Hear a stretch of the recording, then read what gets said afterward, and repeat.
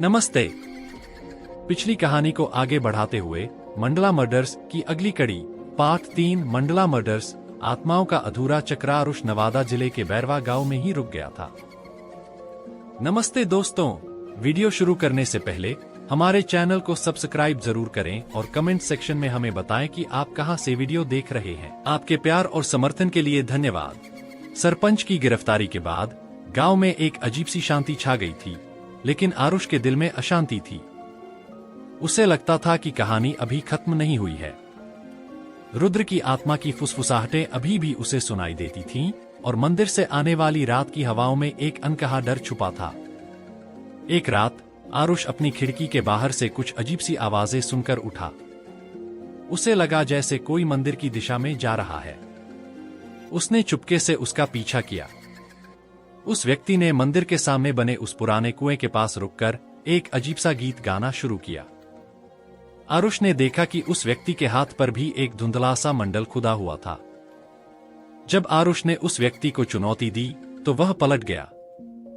वह कोई और नहीं बल्कि गांव का सबसे पुराना और सम्माननीय पंडित था, जिसकी बातों पर हर कोई विश्वास करता था। पंडित ने आरुष से कहा, तुमने सिर्फ एक मोहरे को पकड़ा है आरुष, असली खेल अभी बाकी है। रुद्र की आत्मा शांत नहीं हुई है। वह एक नए मंडल की तलाश में है जो उसे इस बंधन से मुक्त कर सके। पंडित ने बताया कि सरपंच केवल एक प्यादा था जिसे रुद्र की आत्मा ने अपनी शक्ति से प्रभावित किया था।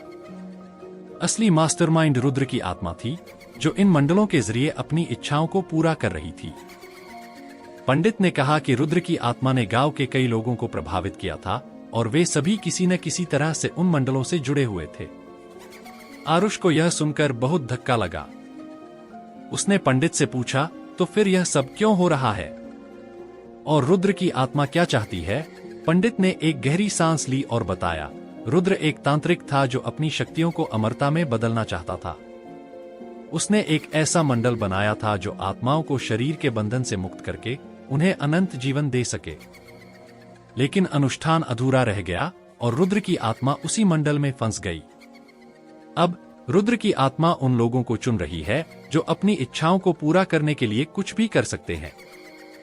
वह उन्हें सपने में मंडल के अधूरे हिस्से दिखाती है और बदले में उनकी इच्छाओं को पूरा करती है। लेकिन जब वे उस मंडल को पूरा करने की कोशिश करते हैं तो वे अपनी आत्मा को रुद्र के मंडल में सौंप देते हैं। आरुष को अब सब कुछ समझ आ गया था। सरपंच अपनी पारिवारिक श्राप से मुक्ति चाहता था और अब पंडित, जो शायद किसी और इच्छा से प्रेरित था, रुद्र की आत्मा के जाल में फंस गया था।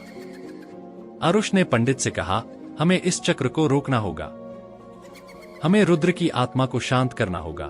पंडित ने उदासी से सिर हिलाया। यह इतना आसान नहीं है। रुद्र की आत्मा अब बहुत शक्तिशाली हो चुकी है। उसे हराने का एक ही तरीका है, उस अधूरे मंडल को पूरा करना। लेकिन इस बार सही तरीके से आरुष और पंडित ने मिलकर उस अधूरे मंडल को पूरा करने का तरीका खोजा। उन्हें पता चला कि मंडल को पूरा करने के लिए किसी ऐसे व्यक्ति की बलि देनी होगी जिसने कभी कोई झूठ न बोला हो और जिसकी आत्मा पूरी तरह से शुद्ध हो। यह सुनते ही आरुष की रूह कांप गई। उसे पता था कि ऐसा कोई व्यक्ति मिलना असंभव है। तभी पंडित ने एक चौंकाने वाली बात कही, तुम हो आरुष, तुम्हारी आत्मा शुद्ध है। तुमने कभी झूठ नहीं बोला है। तुम ही हो जो इस मंडल को पूरा कर सकते हो। आरुष डर गया। वह अपनी जान देना नहीं चाहता था, लेकिन पंडित ने समझाया, तुम्हें सिर्फ अपनी जान नहीं देनी है। तुम्हें सिर्फ एक अनुष्ठान करना है जिससे तुम्हारी आत्मा रुद्र की आत्मा के सामने पेश हो सके। अगर तुम सफल हुए तो रुद्र की आत्मा शांत हो जाएगी, अगर नहीं तो। पंडित ने अपनी बात अधूरी छोड़ दी। आरुष के पास कोई विकल्प नहीं था।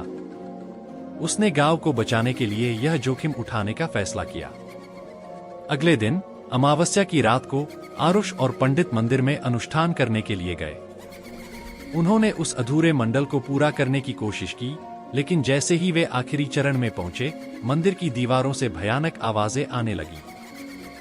रुद्र की आत्मा ने आरुष के सामने प्रकट होकर एक भयानक हंसी के साथ कहा, तुमने मुझे धोखा देने की कोशिश की आरुष।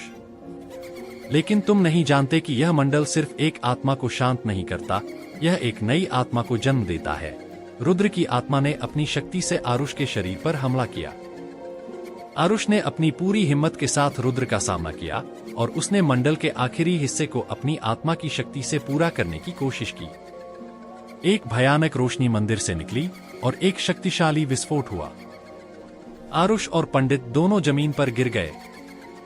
जब आरुष की आंख खुली तो उसने देखा कि पंडित मर चुका था और रुद्र की आत्मा भी गायब हो गई थी। आरुष को लगा कि सब कुछ खत्म हो गया है, लेकिन जब वह अपनी हथेलियों को देखता है तो उस पर एक मंडल का निशान खुदा हुआ था। आरुष ने महसूस किया कि उसने रुद्र की आत्मा को तो शांत कर दिया था, लेकिन उसकी आत्मा अब उसी मंडल में फंस गई थी, जिसके कारण वह गांव में रुक गया था। आरुष को यह समझ आ गया था कि वह अब नया मांडलिक था और उसकी कहानी अभी शुरू हुई थी। मंडला मर्डर्स का सिलसिला खत्म नहीं हुआ था, बल्कि उसने एक नया रूप ले लिया था। आरुष अब उस श्राप का हिस्सा बन गया था जिसे वह मिटाने आया था।